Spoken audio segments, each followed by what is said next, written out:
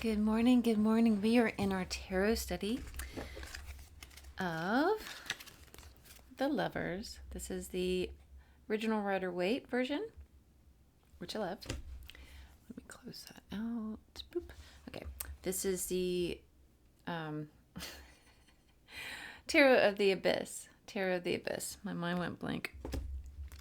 This is the Wildwood Tarot, which we read about yesterday. And then today we're introducing, this is the Tarot of the Divine. And look, it's like the Beauty and the Beast. Love that. That's fun. Okay, so then today's book that we're going to read is from 78 Degrees of Wisdom by Rachel Pollack. So grab your cup of tea or coffee because this is normally a longer one. Oy vey. It's long. All right, we can do this. I think. I hope. Maybe we might have to do part 1 and 2. We'll see. All right. Diving in. The Lovers. Okay, here we go. We can do this. Of the various changes author Waite and Pamela Smith made in the traditional tarot designs, the card of the Lovers remains the most dramatic. Where the tarot of Marseille on the right above shows a young man struck by Cupid's arrow and forced to choose between two women, the Rider pack shows a mature man and a single woman presided over an angel. Further, while most decks indicate a social situation, the Rider pack image clearly suggests the Garden of Eden, or rather a new Garden of Eden, with the trees bringing enlightenment rather than the fall. The earlier version of the Lover sometimes bears the title The Choice, and in divination readings means an important choice between two desires, because one woman is fair and the other dark, a symbolism tradition in Europe where darkness always indicates evil and women in general indicate temptation. The choice was seen as between something respectable but perhaps dull and something greatly desired but morally improper. The card can refer to a minor choice or even a major crisis in a person's life. We can see this ancient symbolism today in the various novels and films and middle-aged and middle-class men, tempted to give up their okay, let's back up. Films of middle-aged, middle-class men tempted to give up their loved but rather boring wives for a younger, wilder woman. There needed to be some commas in there. Okay, the choice can, in fact, extend to a person's whole life. Even those people who never question the boundaries of their middle-class respectability have made a choice as much as the lifelong criminal. But there are many people who are outwardly live socially acceptable lives, yet inwardly fight constant torments of desire, fighting urges to adultery or violence, or simply a desire to leave home and become a wandering tramp. Okay. On the esoteric level, the choice between the light and the dark woman indicates the choice between the outer path, symbolized in the Rider pack by the Hierophant, where your life is laid out for you, and the inner path of the occultist, which can lead to a confrontation with your hidden desires. The church labeled magicians as devil worshippers, and in Christian allegories, the dark woman usually stood for Satan. These meanings all see the choice between light and dark in the wildest possible terms.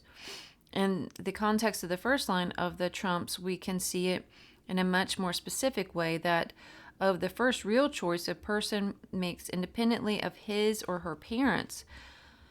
Until the sexual urge rouses itself, most people are content to act out their parents' expectations for them. The sexual urge, however, points us where it wants to go.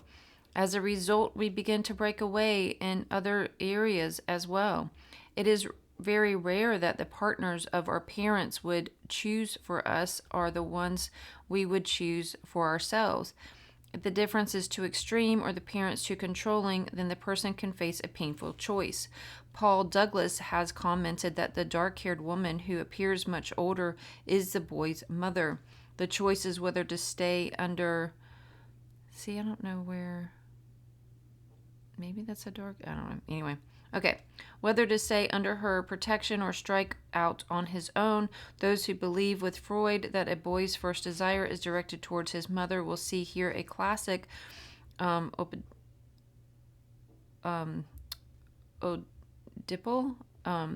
dilemma.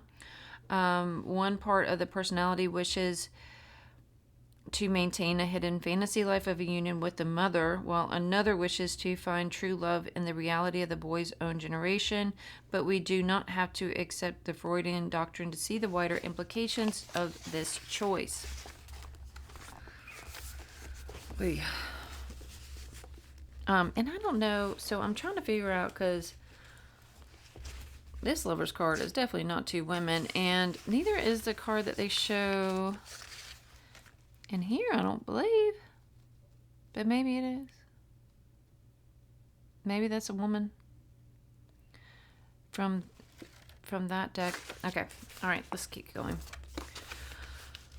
Whether or not the boy secretly desires his mother, the life lived under his parents' protection, that's all very creepy, right? Or do they just mean like the comfort of, I'm hoping? Protection is safe and comfortable, but he or she, for girls, basically face the same questions, though sometimes in different forms, can never become a true individual without making a break. And nothing indicates this more strongly than sexuality.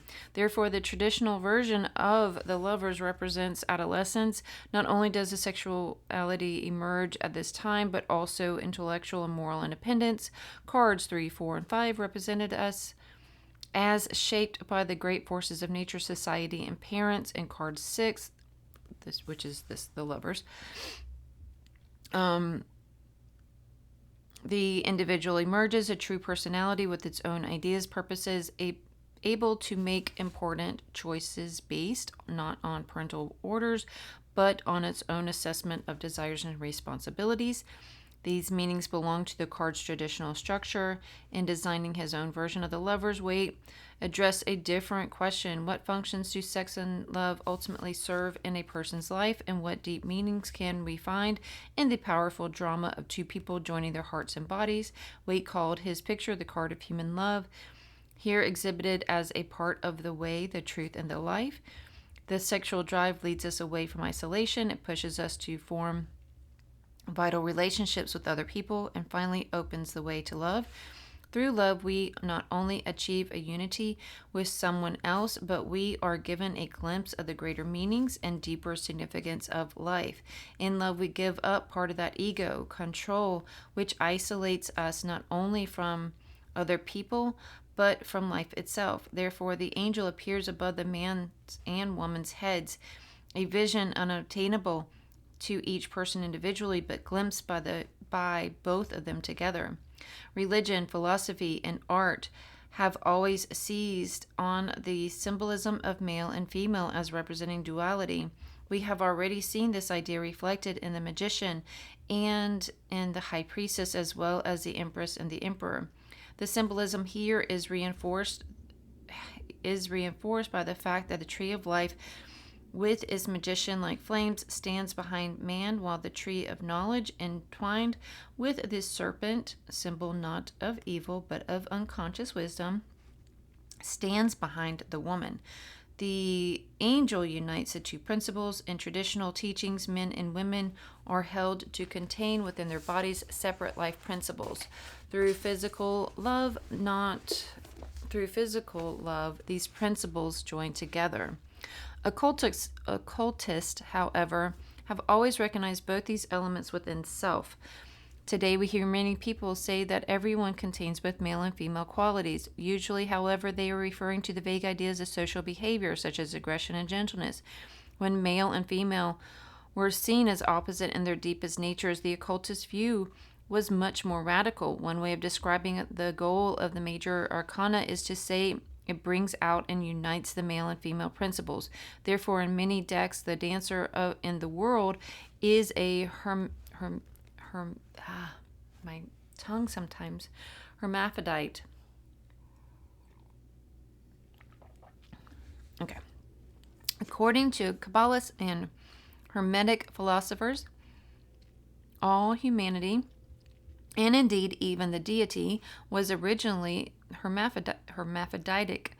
Thus, on the outer level, each of us is only half a person, and only through love can we find a sense of unity.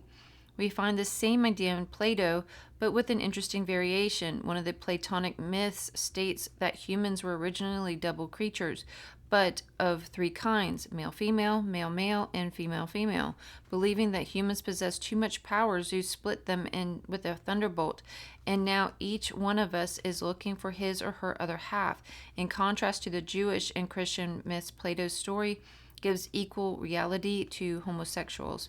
It reminds us of danger in the too easy symbolism of male and female as ultimate opposites. The magician and the high priestess are mixed very subtly in each of us, and the angel can be evoked by any two lovers. It is not the roles that matter, but the reality of the union.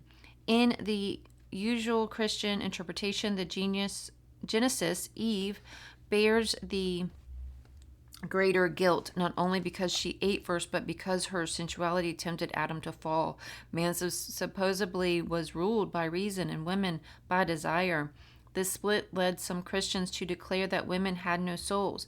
The whole myth of the fall, however, with its emphasis on disobedience and punishment, is really meant to serve a repressive morality. Physical passions were seen as dangerous to society and therefore had to be controlled. As Joseph Campbell points out in The Mask of God, the ancient goddess religion of Palestine contained the same drama of the serpent, the tree of life, and an apple. But in the old story, the initiate was given the apple by the goddess to allow him to enter paradise. Rather than it being the cause of his expulsion, the ancient Hebrews reversed the myth, partly as a way of branding the old religion as evil, but also because they, like the Babylonians, considered the old ways monstrous.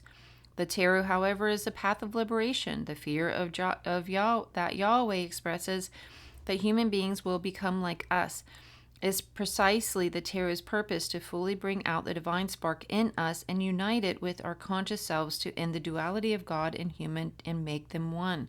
Therefore, though it keeps much of the same symbolism as Genesis, the writer pack lover subtly reverses the meaning. Notice that while the man looks at the woman looks at the angel. If the man is indeed reason, then rationality can only reach beyond its limits through the medium of passion. By its nature, reason controls and contains, while passion tends to break down all limits. Our tradition has set the body and the rational mind at odds with each other. The tarot reaches us that we must unite them. A single mountain rises between two lovers, and that is not the controlling power of reason that raises the senses to a higher level, but rather the other way around. We can see this in direct psychological terms. Most people are bound within their egos or the mask they present to the world. But if they surrender to sexual passion, they can, at least for a moment, transcend their isolation. Those who cannot release their egos even for an instant misuse sex and are misused by it. Sex becomes a means of gaining power over someone else, but it never satisfies. When a person rejects the body's desire to release itself with another person, the result is depression. The angel has been denied. At the same time, the passions alone cannot bring us to the angel. They need to be guided by the reason as much as the reason needs the passion to be set free. Those who simply go wherever their desires lead them are often thrown from one experience to another. Paul Foster Case names the angel as Raphael, who presides over the superconscious. This brings us back to the triune mind. Here we learn that the three levels of the mind are not separate and isolated like the three stories of a house, but that the superconscious is actually a product of the conscious and the unconscious joined together.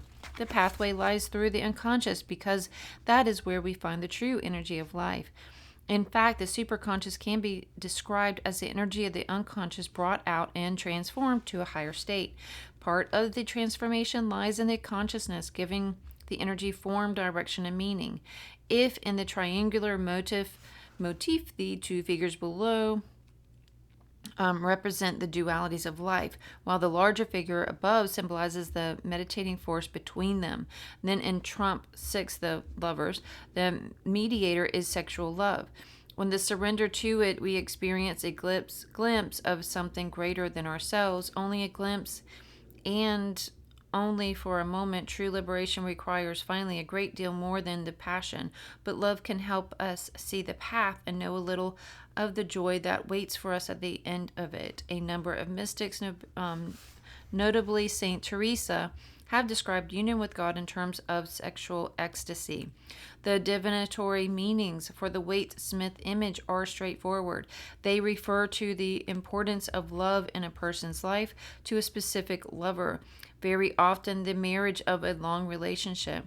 The card implies that the particular relationship has been or will prove to be very valuable to the person, leading him or her to a new understanding of life. If some specific problem is being considered in a reading, when the lover indicates help in some way, either practically through the lover's assistance or through emotional support. But this is not always true. The lover's is the position of the past, especially in the relation to the cards, indicating a refusal to look at the present situation, can indicate a crippling nostalgia for a past love. The earlier cards all represented archetypes. When we reversed them, we added a missing element. But here the individual has advanced, and now the reverse meaning shows weakness and blocks. It is, first of all, a destructive love, particularly in a bad marriage. It can refer to romantic or sexual problems that dominate a person's life, either from difficulties with the specific person or because the person finds love simply a great problem. Because the Waite Smith picture indicates a mature love, the traditional image shows the process of adolescent choice. Either version reversed indicates romantic immaturity, the prolonged adolescence that keeps some people involved in childish fantasies long after their bodies have fully matured. Oh my gosh, we reached the end. Whew. Man, I feel like we need to cheers. We need to take a nap. We need to just that was a lot. And that was a lot of I'm going to do something here real quick. That was a lot of like sexual, like talking about how all this sexual and correlations with this card, right? But I am I'm going to go to, because I shared a post this morning about the Lover's card that I found that I liked the description it had. Okay, so, sorry. Okay, so it says that, goodness, I can't even read it. Why, how come it's not showing it, like, not in the, okay, here we go. All right, so, and I know we just read a lot, and I just read a lot, and you just consumed a lot, but I feel like this is important because I kind of like this one better. The Lovers is the most misinterpreted tarot card. This is from Positive Sutra by Rahul. And it's got a fun little reel there. But, okay. So it says the Lovers is not primarily about romance. It is the card of choice, integration, and moral alignment. It corresponds to Gemini, the sign of duality, polarity, and the split mind, two paths, two principles. One decision. In Kabbalistic tarot, the Lovers is associated with the Hebrew letter Zayin, which means sword. It signifies discernment and the separation of truth from illusion. Esoterically, the two figures represent the divided psyche. The feminine principle, intuition, imagination, creativity, receptivity. The masculine principle, logic, rationality, structure, discernment. These are not gender roles, but psychic functions. Jung would recognize this immediately as the tension between opposing psychological functions within the self. When one dominates, the other is repressed. The repression creates neurosis. Wholeness, Jung taught comes through integration, not denial. Above them stands the angel, often mistaken as a blessing, but in esoteric symbolism, this is the higher self, heart center, not emotion or impulse, but the organizing intelligence that unites opposites, that integrates the different functions of the brain. This is why the Lovers is the visual opposite of the devil. In the initiatory sequence, the devil reveals a split mind under unconscious control. The Lovers presents integration through the conscious choice. Will the psyche remain divided, or will it unify under truth and unity? Psychology, this is the psychology, this is the alignment of the left and right hemispheres. Esoterically, it is the alchemical marriage. Jung called it individualization. The Golden Dawn called it alignment with a higher will. This card is not about falling in love. It is about becoming whole. Love is the result, not the premise.